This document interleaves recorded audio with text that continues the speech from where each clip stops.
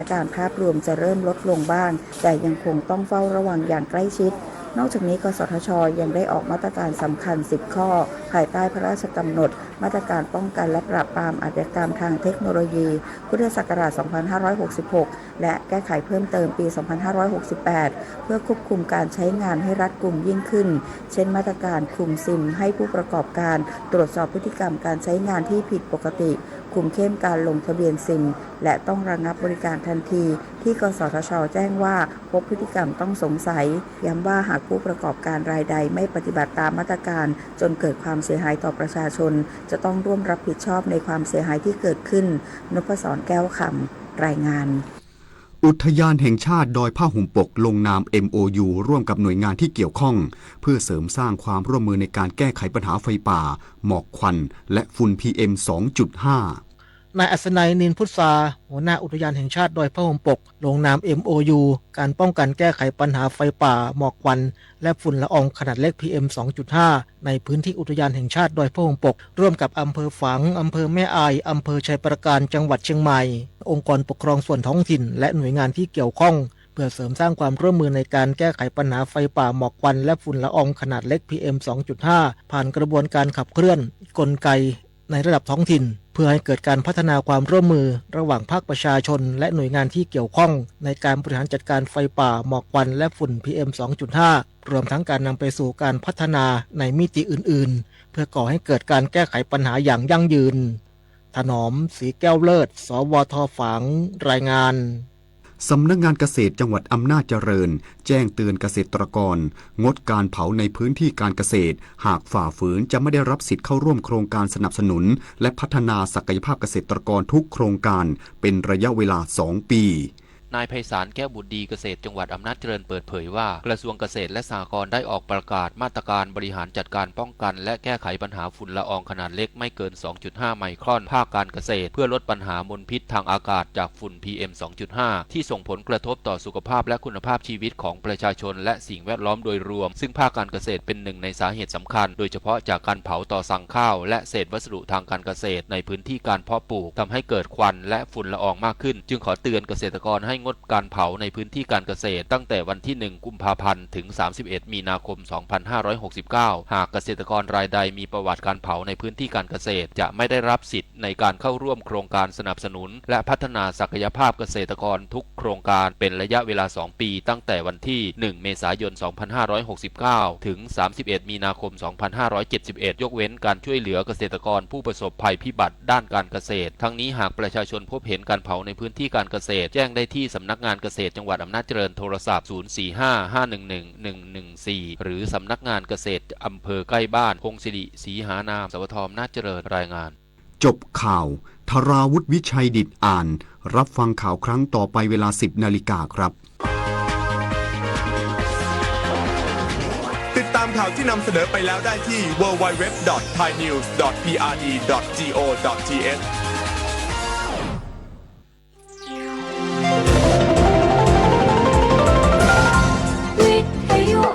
ประเทศไทยให้ความรู้กู้ความสุขวิทยุแห่งประเทศไทยให้ความรู้กู้ความสุข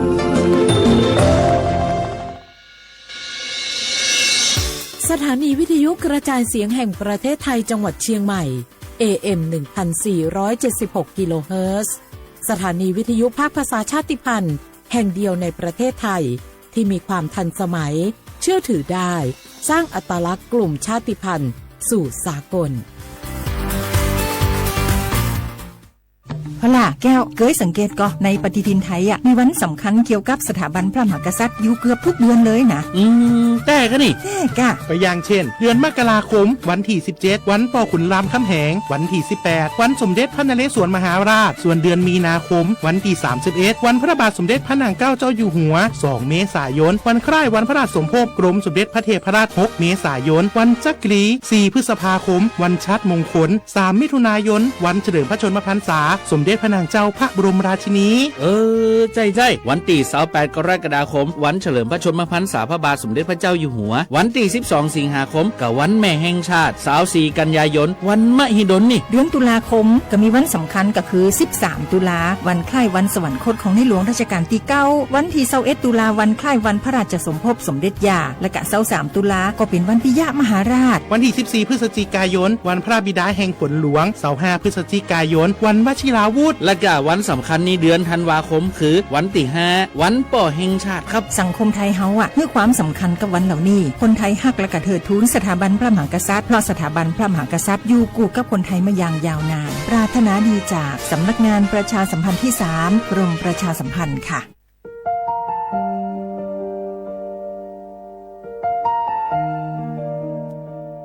ขอน้อมเกล้าถวายอาลัย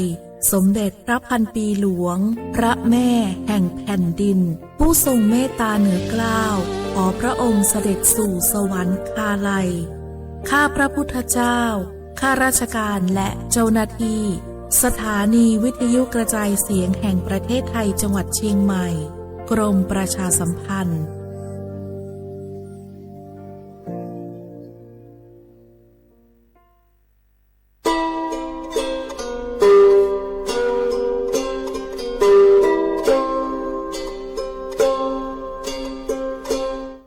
เปิดปลากระเจียวโคโพ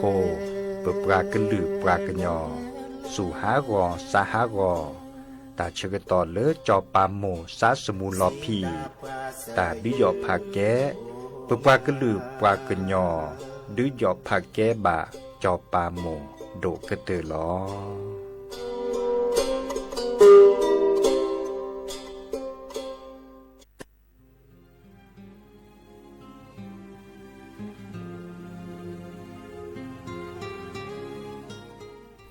This is a moment of profound grief for the Kingdom of Thailand.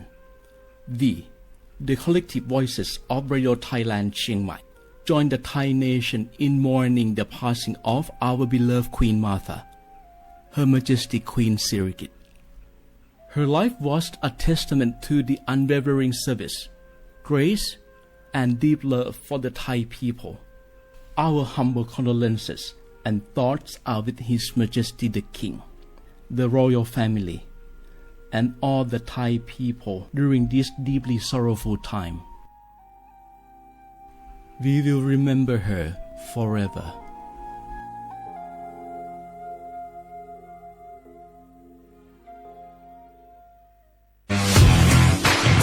รัฐบาลไทยประกาศสงครามสแกมเมอร์รัฐบาลจึงได้ประกาศสงครามกับสแกมเมอร์ในฐานะที่สแกมเมอร์เป็นวาระแห่งชาติและในวันนี้ผมก็ได้ใช้โอกาสนี้มารายงานความคืบหน้าและเน้นย้ำถึงสิ่งที่เราต้องร่วมกันทำต่อไปรัฐบาลได้จัดตั้งคณะกรรมการอำนวยการป้องกันและปราบปรามอาชญากรรมทางเทคโนโลยีขึ้นมาโดยมีผมเป็นประธานด้วยตนเองเพื่อให้ทุกหน่วยงานทำงานไปในทิศทางเดียวกันเราได้มีการลงนามบันทึกความเข้าใจ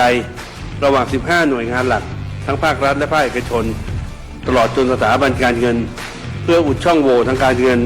และตัดเส้นทางเงินของกระบวนการอาชญากรรมเหล่านี้ให้สิ้นซากรวมพลังคนไทยต้านภัยสแกมเมอร์นายอนุทินชาญวีรกูลนายกรัฐมนตรี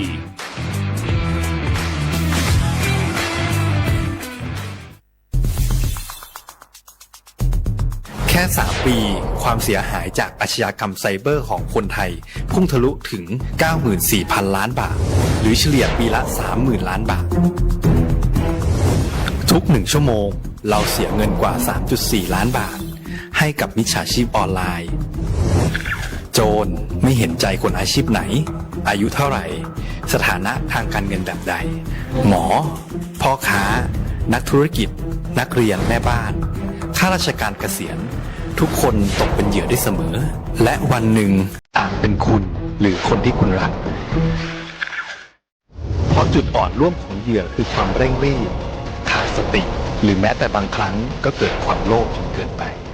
อย่าปล่อยให้การกดคลิกเดียวลิงก์เดียวทำให้โจรยิ้มกว้างวันนี้ถึงเวลาแล้วที่คนไทยทุกคนจะต้องร่วมมือกันสร้างภูมิคุ้มกันอาชญากรรมไซเบอร์ช่วยกันหยุดก่อนที่ภัยไซเบอร์จะทำให้คนที่คุณรัก และตัวคุณเองกลายเป็นเหยื่อ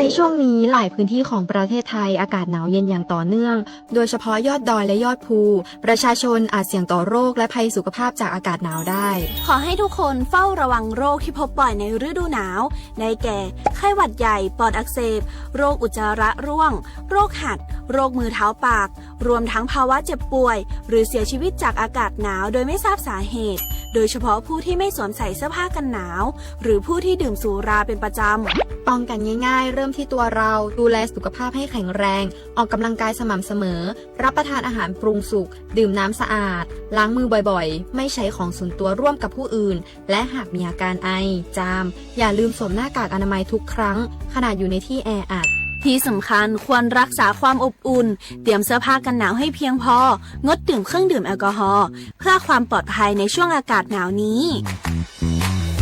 ดูแลสุขภาพให้แข็งแรงตลอดช่วงฤดูหนาวนี้กันด้วยนะคะด้วยความปรารถนาดีจากสำนักงานประชาสัมพันธ์ที่ 3 กรมประชาสัมพันธ์จากศาลากลางจังหวัดน่านหลังเก่าพัฒนาสู่การเป็นศูนย์การเรียนรู้นันทศิษย์ป่าคารโดยมูลนิธิรักป่าน่านนับเป็นพระมหากรุณาธิคุณที่สมเด็จพระกนิษฐาธิราชเจ้ากรมสมเด็จพระเทพรัตนราชสุดาสยามบรมราชกุมารี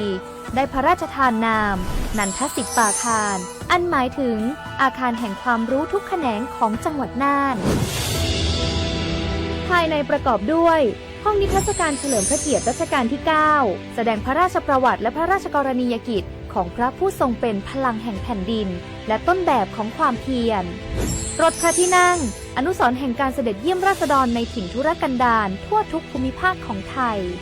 พิพิธภัณฑ์ศาลากลางจังหวัดน่านความทรงจำของอาคารหลังเก่าและการอนุรักษ์สิ่งสำคัญของเมืองน่านเทคโนโลยีกับมนุษย์จุดประกายความคิดสร้างสรรค์สู่การสร้างนวัตกรรมในอนาคตน่านซิมูเลชันแนวทางจัดการขยะที่ยั่งยืนเพื่อตระหนักถึงผลกระทบต่อสังคมเศรษฐกิจและสิ่งแวดล้อม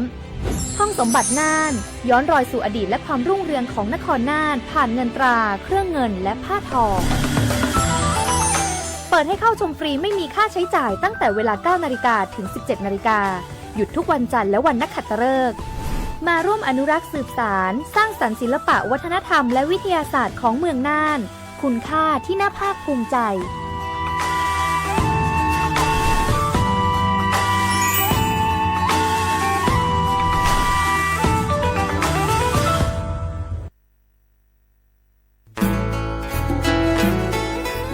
เกรดปูเวกอราแฮเกปราตพุกอเดเลทีมเวกิแม่แกลเกสกอตาติตาเฮเวดาเล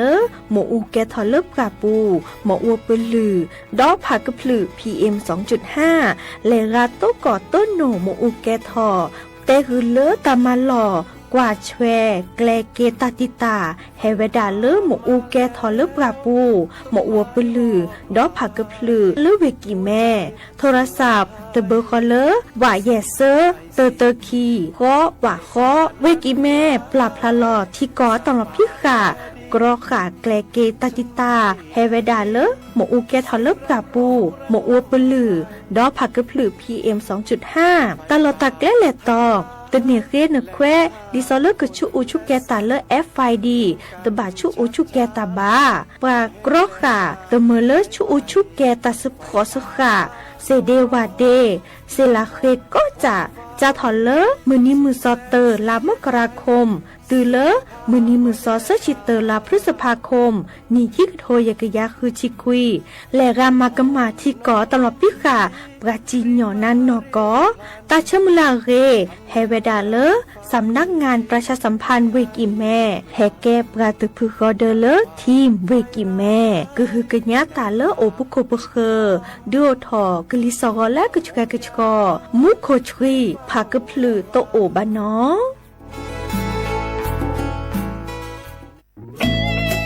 หนึ่งเสียงของท่านมีความหมายต่ออนาคตประเทศการเลือกตั้งคือโอกาสสำคัญที่ประชาชนจะได้ร่วมกำหนดทิศทางบ้านเมือง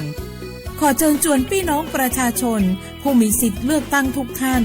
ออกไปใช้สิทธิ์เลือกตั้ง ปี 2569 เลือกคนดีเลือกผู้แทนที่ตั้งใจทำงานเพื่อประโยชน์ของประชาชนบดีปล่อยให้เสียงของท่านเงียบหายเพราะประชาธิปไตยเริ่มต้นที่การไปใช้สิทธิ์ร่วมกันไปเลือกตั้งอย่างพร้อมเพรียงกันวันอาทิตย์ที่ 8 กุมภาพันธ์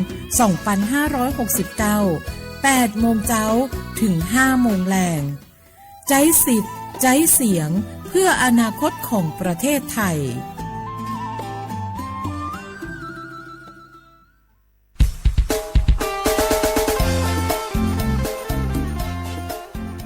บอบาสิญาและตุลมือกาพัติพืพีก็กามือนี้มือซอวันที่ 8 กุมภาพันธ์นี้ที่กระโทษแดกซาคุชิควีอัตุดอเลมือนี้มือซอและปักกบาทและเลือกตั้งดอลลีนอซาพินอตะเกียดอปูแวก็กาและสั่วเมื่อนแควดีซอเลนกบาทและเลือกตั้งตาดบลอนยาอีในไม่และเลือกตั้งเนนก็เนบาลีเซเบเตอร์เบเนอันแหวและปากอยดาสีเขียวหน่อยคาเดลแหวลลาดิซอเลเซลลานี่หรอเมวดาคอมโยเลนก็บาคือเทเนปการเลือกแกเราสอสอและนั่นสินเดคอคีดเบปากอยดาอันแหวและสีชมพูหน่อยคาเดอันแหวดิซอแล้วกอลือวาเรเจจันเนเมวดาคอมโยเลนก็บาเลือกตั้งบาก็คือเลือกสอสอแบบบัญชีรายชื่ออะคอมโยเลพักดิซอเลนนึกบาซาพิเลพักหล่อเดชุลมีชุลสาเลนึกบาซักเดพาแน่นอก็ดอเวตเบก็ดาเลสีเหลืองราคาเนี่ยมีเวดาเลอักเวลาเวดาเลจดแต่กว่าแต่เวดาบัตรออกเสียงประชามติแก้ไขรัฐธรรมนูญบาคาคือเลปักแกลเกและที่ก่ออัตมาลพิการัฐธรรมนูญจะเป็นยังไงนึกบาซาดิเลที่จะเลเดชุลมีชุลสาดิสอเลนึกบาซานี่หรอแค่เลือกแค่ช่วยนอเฮบอบาคือดับเวแต่ช่วยก็ต่อจัดทอเลคนนารีวอคอและติเลเซนารีมือฮาลอคอซาพินอตะกี้นอดับเวและสั่วเมื่อในแควและเลือกตั้งก็กันหนอแต่บลือ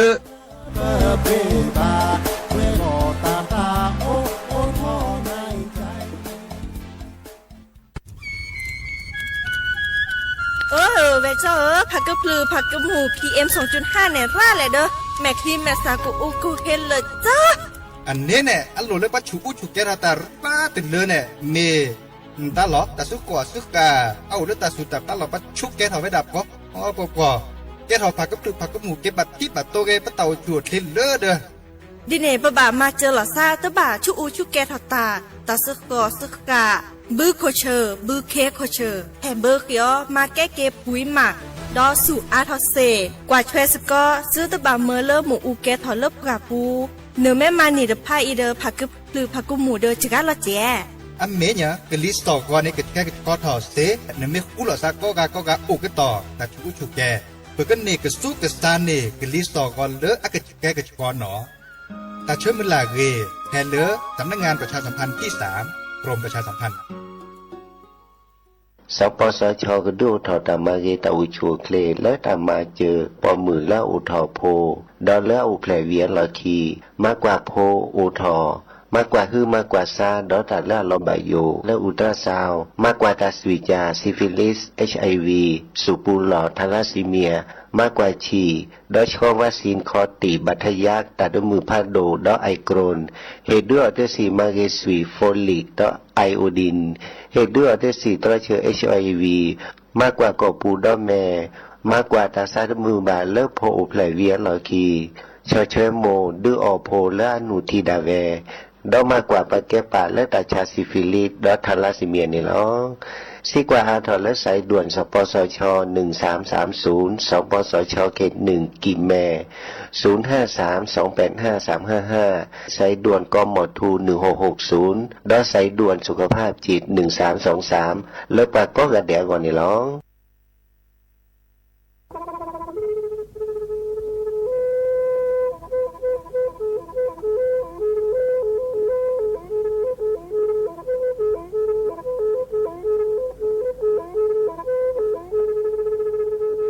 มือนี้มือซอเลอะวันที่29ตุลาคมนี่ที่กระโทษใจกระจาคือชินยิและบุขีในหนอว่าแก้คนน่ะมีเวลาเลือกคณะรัฐมนตรีดอเวดาเห็นเมื่อเลิกปัสสิทธิ์แลเกตากิตาเกบาคาคือเลิกปากุกันยอนเลอะแต่แก้ดิประจดแต่โพบาเฮโอเลือทีละก่อเฮโอเลือกก่อจดแต่พาซิลีแต่จากคอนเลือที่ก่อตามหลบพิกะอักเวลอเวดาเลือมาตรา17แห่งพระราชบัญญัติคนเข้าเมืองพ พศ2522ดิสอบกาเลยเฮลเลกอจเตซีลีขอในบลอนนี้เนเมบาซาเลกเชลิเชจ่าและขี้เนอแควเลอบากิบากิเลนกแกทอบกว่าจเตโพเนเนเลเซตจากคอเลที่ก่ออาตามลบพิกะอาหินแควปากอเลมาตรา7ทวิแห่งพระราชบัญญัติสัญชาติพศ2508ดินาโคเนตากาเลเฮโอเลกอจเตวีลีจาโตดิบาตะแกบกะจเตโพดิบาบาชาแฮอุเพลโพนโพเสดผ่านเนเกเคแกเลปากอไว้ดาสัญชาติไทยคอมยูเลแกบกะจเตโพเสแลอจาสิกว่าตลอดติลอเชเลเวบอกเกาะติดต่อขอและกอยดาสำนักบริหารการทะเบียนกรมการปกครองมิเตเมบะเลนตากาโอเลเวกาเคลื่อนตาและเชิดทอนลีนจ่าแพ้เลตลอดตัดและอำเภอเลื่อนก็จากอุดรเนตาเชิดตอนเลือปัดดุวับกาตาพิตามมาในเวลาราชการอัตเตเวดาดินเนเนาะ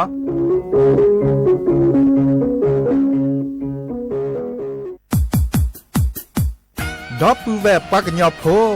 นเมบาซะสู้ออมมือออเลวิทยุกลือหลอกอจเตเวกีแมตตอนยาอีบอบบาเนบาคักเล่นตัดพิตามมาตัดพี่ออมมาออจดแต่กว่าก็ได้และสนใจโฆษณาเนื้ออดจัดสิกว่าสวทเชียงใหม่เบอร์โทรศัพท์053 276 068เมตเมบะ092 246 8579เซทอมโบลอ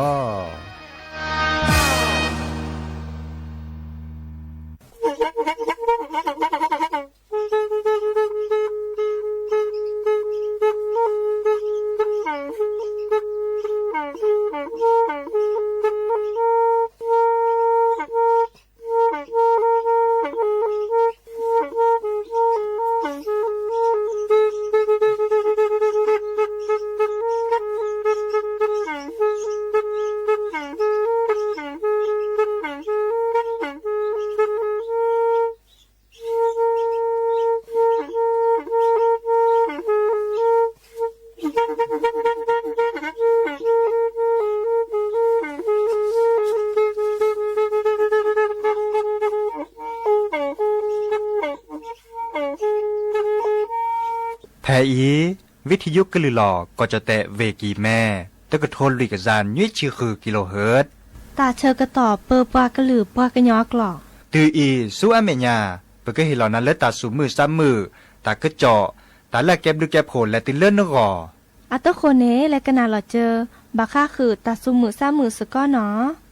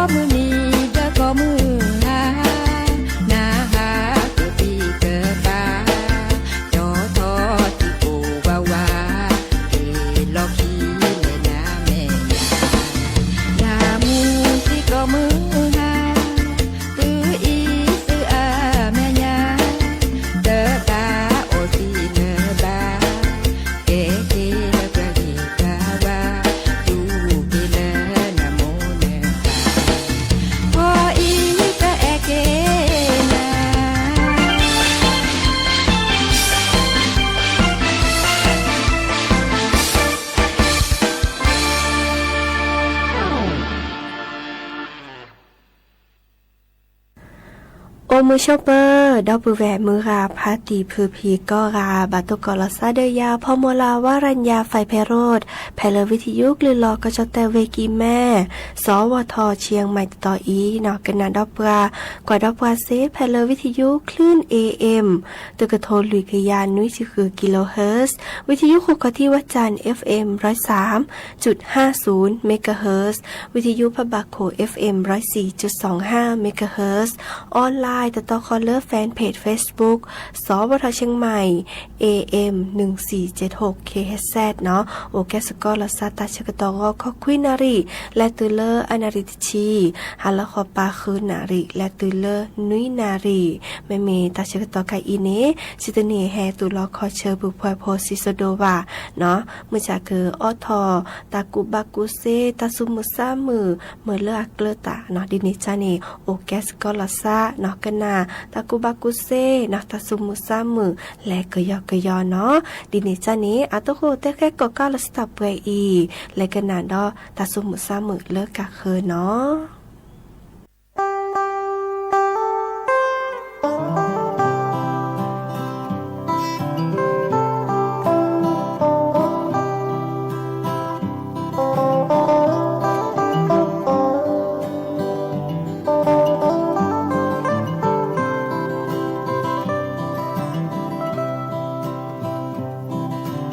ชาบาลีเลนมาเตโจเยสาเตเกลบูเลเวลอมีงวาเกอพอลอนอมีเตออจอเตลอปารโคดอเดที่ตาเลกว่าเลกลายดาเวโนบาเยนามือลอเซปอเดลอเกเนโจเปเลคอนอมีเตออจอเตลอเนเมนาหูเลยสิฮอลอยยาเลเนเมทีโนบาเยนาเลออลอเมเมเลขอปูชอคาลอเก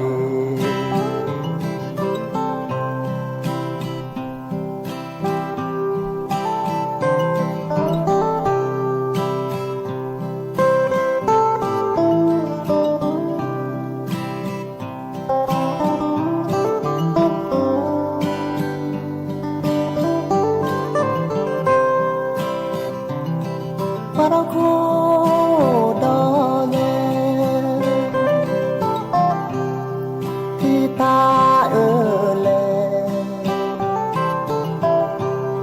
กว่าเลกลายดาเวโนบาเงนามือลอเซบอเดลอเกเนจอเปเลคอนอมีเตออจอเตลอเนเมนาหูเลยสิฮอลอยซาเลเลเมทีโนบาเยนาเลออลอเมเลขอปูจอคาลอเก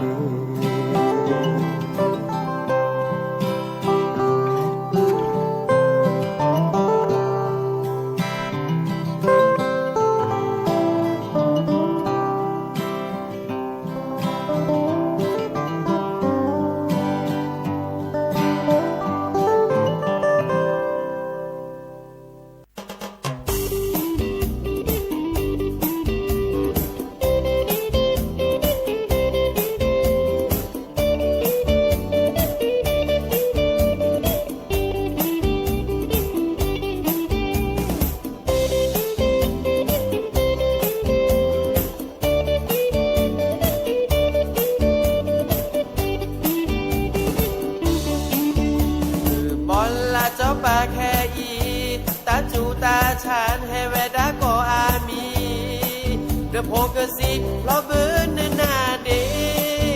ben lo ne su ne sa ge ben lo ben don ne ta o chu o kle ben lo ben don ne ta o chu o kle ba ga ga amata na do leก็มือนี้แดดโอเลตาโกตากลาสุชาออคือสุชาเสบาโดโพเนเนบาเจเชอโพแลมาโลเนเตอก็นาสระก็สีก็ลือก็มือนี้แดดโอวีเนสาเตอคือเนโคสาชานาเนแลมาตาดีเนสาอื่นเลตาพีตามาเตอวีมือพาติโอวีเนสาเตอเกเตบามาตือเลตาวินสาเตเกเปโลเปยออีนาเตเมทาบาก็โคสาชาตะปูกสีภาราบอลละเจ้าป่าแค่ยีตาจูตาชาให้เวดาโกอามีตะโปกสีก็เปินนาเดเปลอนสุนสาเกเกเปลอเปดอนตาโอชูโอเคลอเปิดดอนตาโอชูโอเพ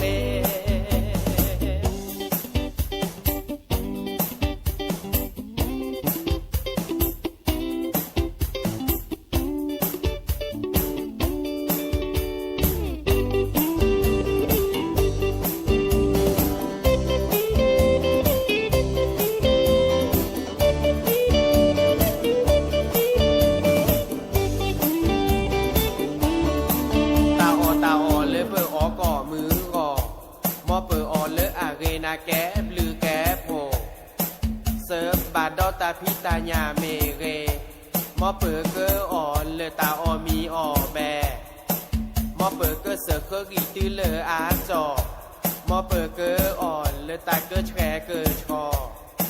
เสราเกอสีนาแต่บาปรากอบลอตาอเมตาโดเกอเตลอบอลละจอปาแคอีตาจูตาชาให้เวดาโกอามีเดโพกสีลอเบินนาเดเบินลอเนสุนสาเกเกเบินลอเบินดอนเนตาโอชูโอเพเบินลอเบินดอนเนตาโอชูโอเพ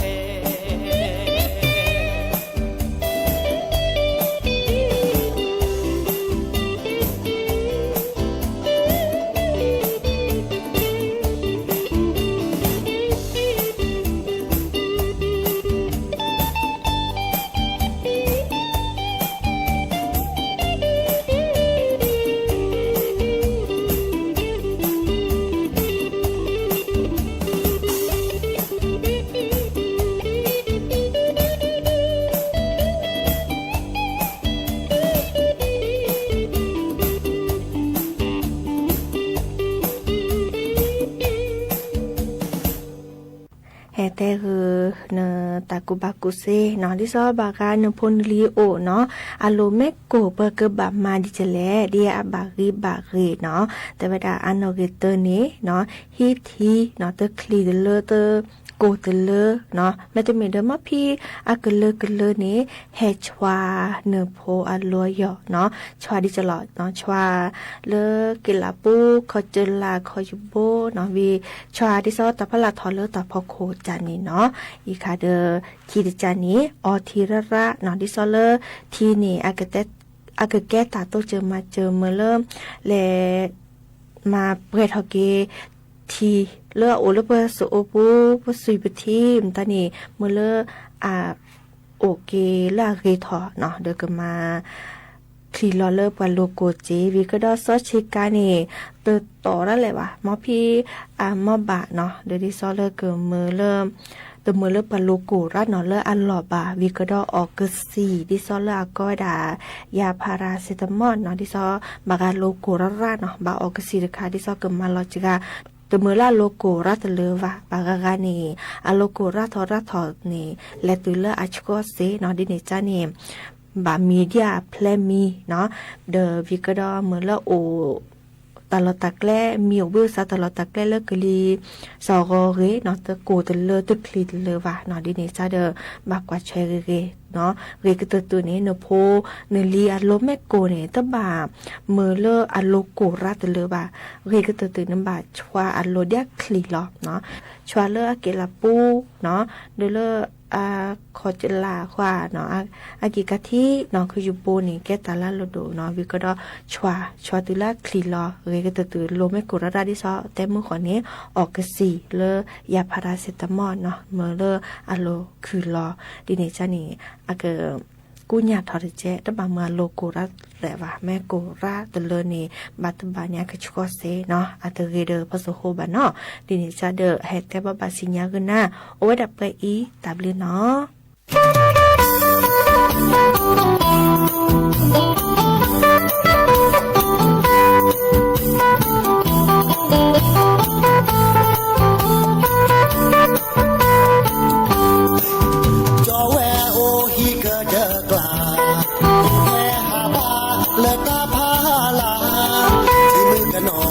โดตาญา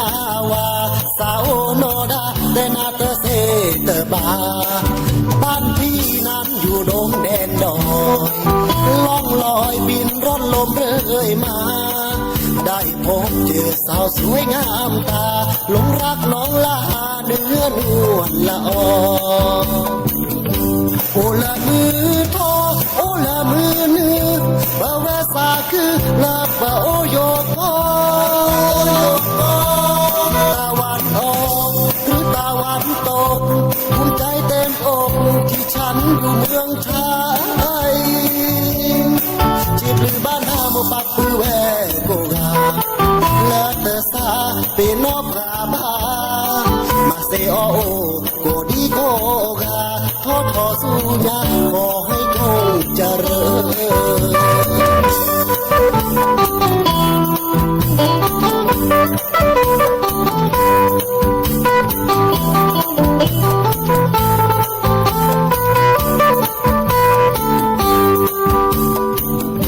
โอละมือทอโอละมือนือเมื่อแวสาคือลาบะโอโยกอ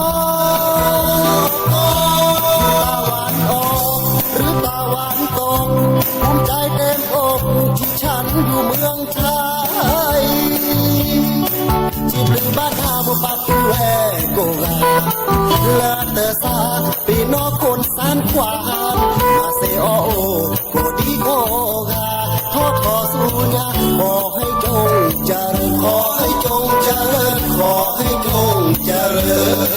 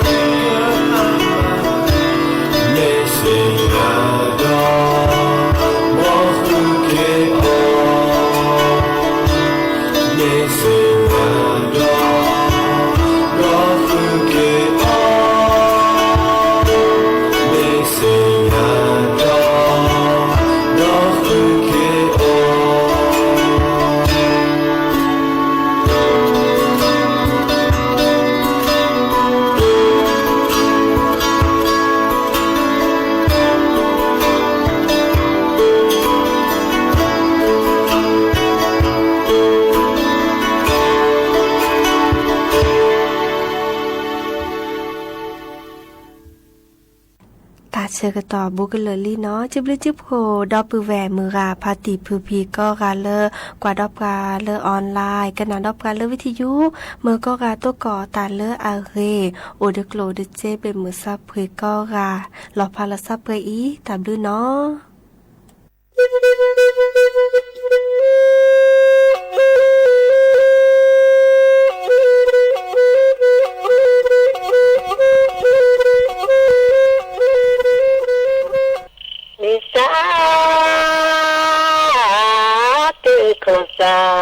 บะมือ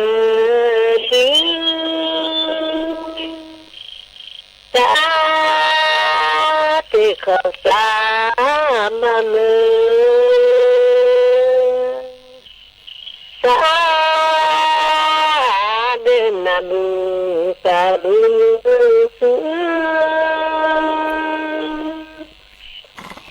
สาธุนะสุsambu data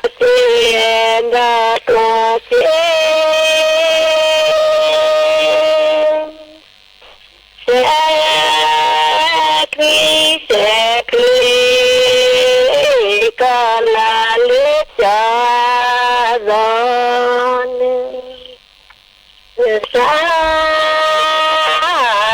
kuasa menendang kekosam lamu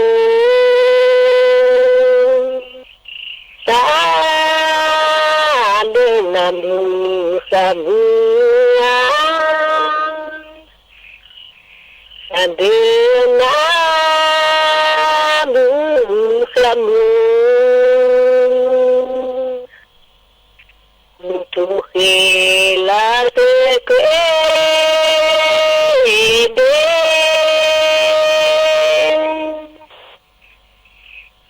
debu tak sedar ke hati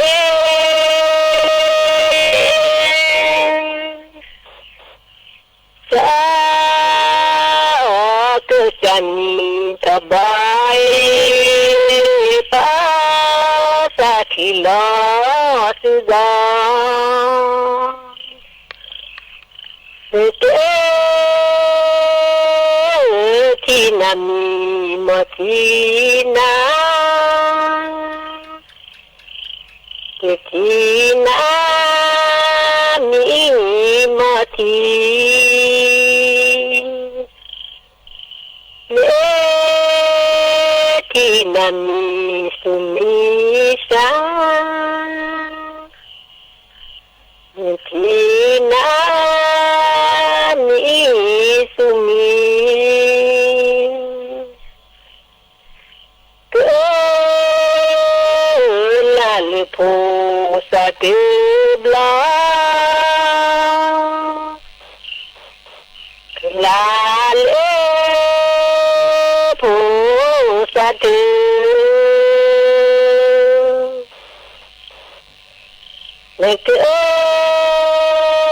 lalu kue tadi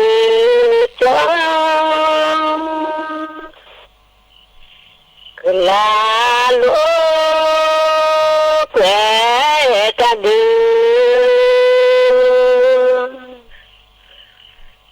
ke hari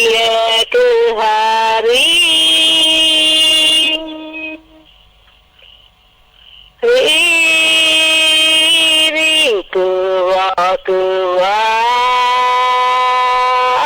na prana silalu hemi maklau dena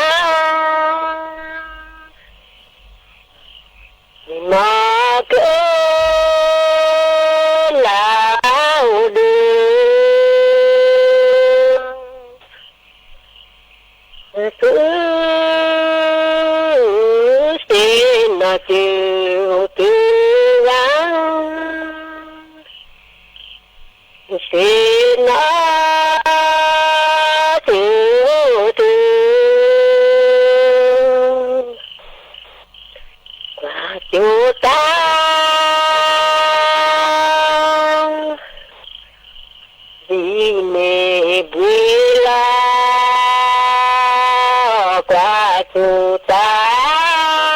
gì mềm ghê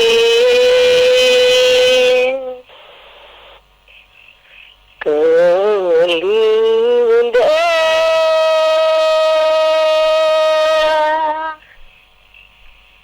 cháu xóa tha cờ lưng đỡ cháu xóa đã có chỉ phụ chỉ lý lao người chỉ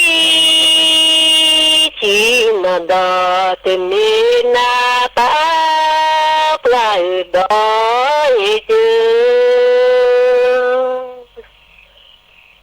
lẽ lưu sĩ phụ ghé lòng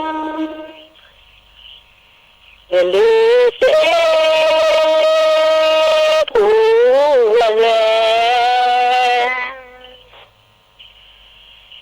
khi khó phá thì kê chẳng khó phá thì kê thô đề phô khi đê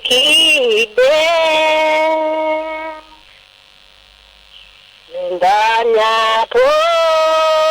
lê xê nhám lùi chi chê qua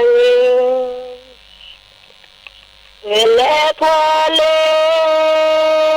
chữ phô tớ nê lực và sư lưu xê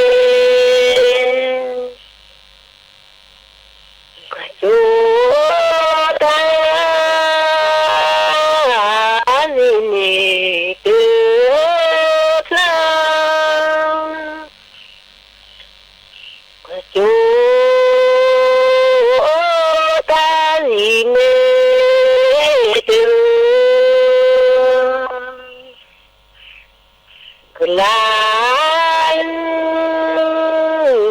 là tù đưa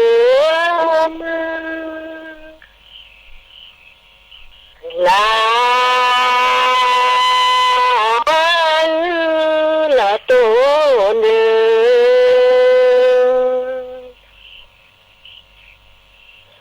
sương cơ cho gió ngàn mi kê lấp lòng chớ phá na lư ta e ta nê phá na lư ta khó lòng sẽ phu khó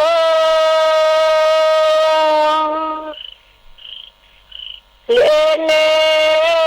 on đi từ phụ cô lên nữa lên chưa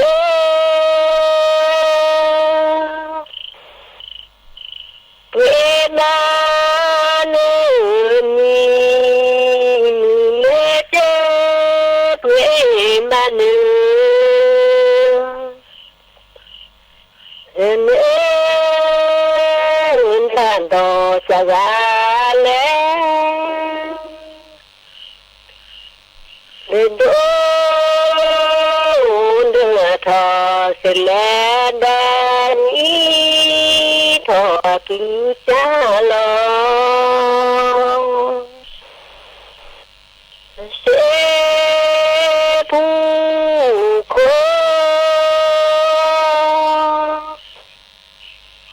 lẽ là thế nào sự phu khô nữa là chuyện nó mà chết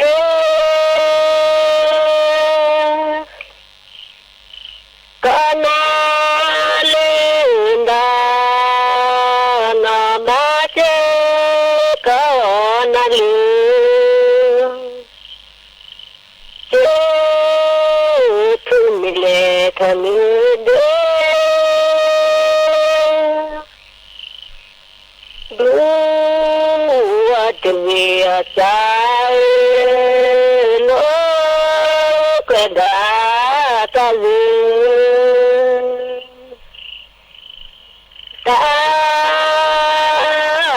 ลูกตะกรอนดูแลตาลูตากรอนดูเกลูจอละเลตาลูจอละ สถานีวิทยุกระจายเสียงแห่งประเทศไทยและเครือข่ายทั่วประเทศเสนอข่าวต้นชั่วโมง